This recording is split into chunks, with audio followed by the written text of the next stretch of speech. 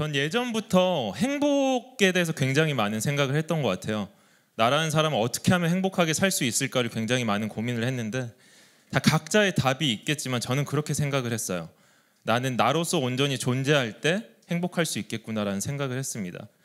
근데 그럼 또 질문이 생기더라고요. 그럼 나는 어떻게 나로서 온전히 존재할 수 있을까? 또 거기에 대한 답을 또 내렸어요. 저는 내가 어떤 환경에 있든 어떤 상황에 있든 내가 언제든지 자유롭게 선택하면은 행복할 수 있겠구나라는 생각을 했습니다.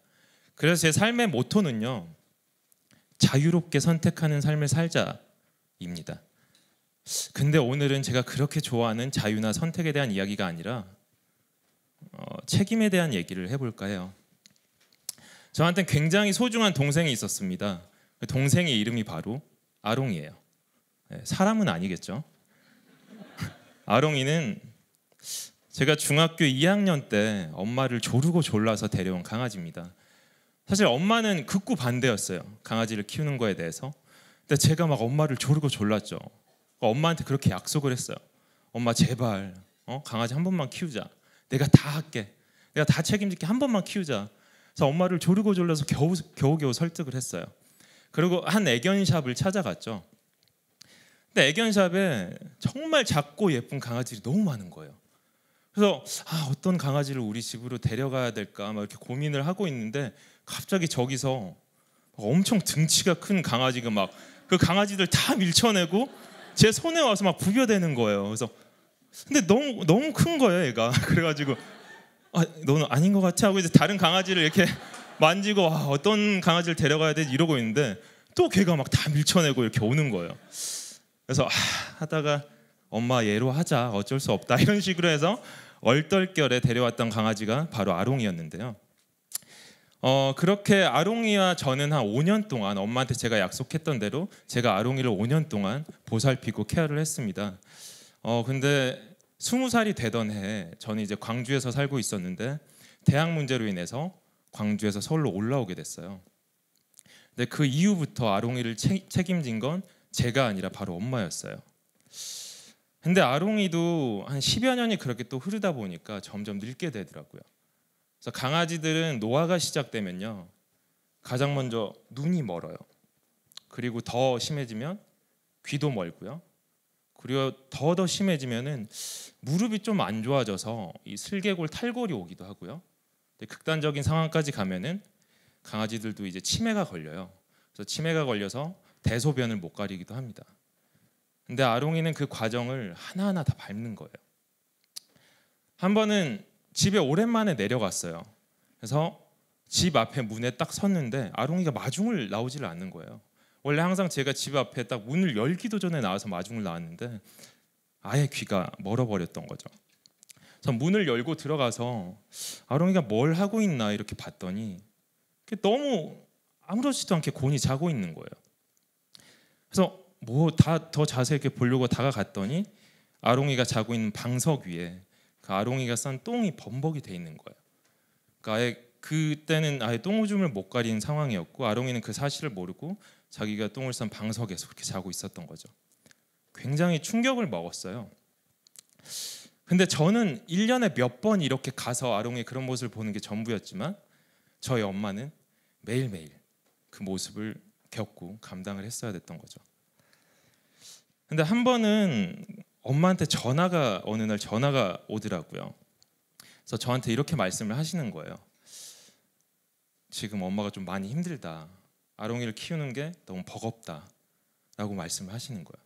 그리고 엄마가 이렇게 얘기를 했어요. 내가 아는 분이 농장을 하시는데 아롱이를 농장에 보내는 게 어떻겠냐 라고 말씀을 하신 거예요.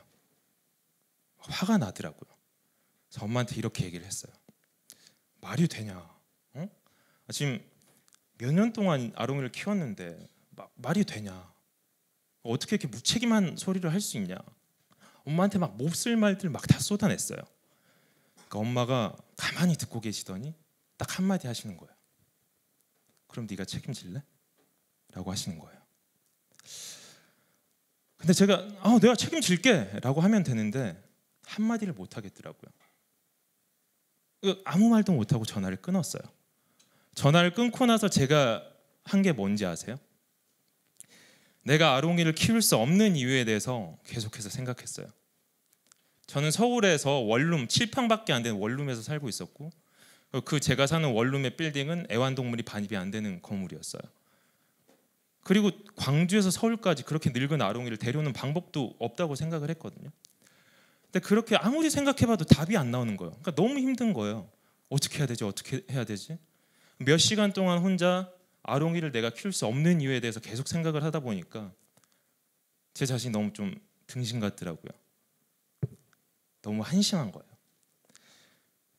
그러니까 아롱이를 키울 수 없는, 그러니까 아롱이를 키울 수 없는 게 아니라 그냥 제가 아롱이를 책임지기가 너무 두려워서 버거워서 했던 그냥 자기 합리화였던 거예요. 그래놓고 엄마한테는 뭐 무책임하다느니 이런 소리를 했던 제가 너무 한심했던 거죠.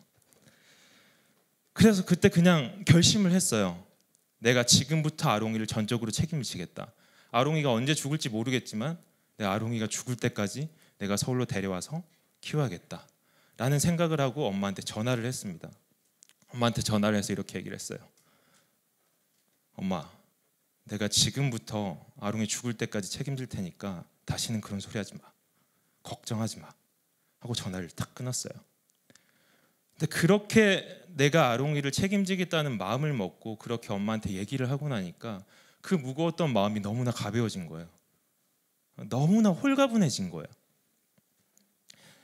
근데 그랬던 것 같아요. 그러니까 물론 아롱이를 앞으로 계속해서 키워감에 있어서 물론 어려움이 굉장히 많을 거란 말이죠. 그 아롱이를 끝까지 책임지는 게 결코 쉬운 일이 아니었을 거예요. 근데 그런 걸 깨달았던 것 같아요. 그러니까 무언가를 책임지는 것 또한 물론 무거운 일이지만 그 책임을 회피하고 누군가한테 전가하는 게 더 힘든 일이다라는 걸 그때 깨달았던 것 같아요. 그걸 아롱이가 말해줬던 것 같습니다. 되게 귀엽죠? 네. 근데 아롱이가 사실 지금 아롱이는 제 곁에 없습니다.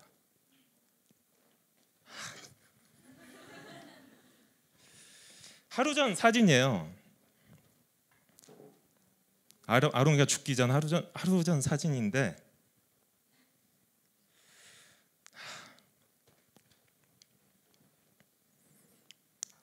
왜 그러지? 뭐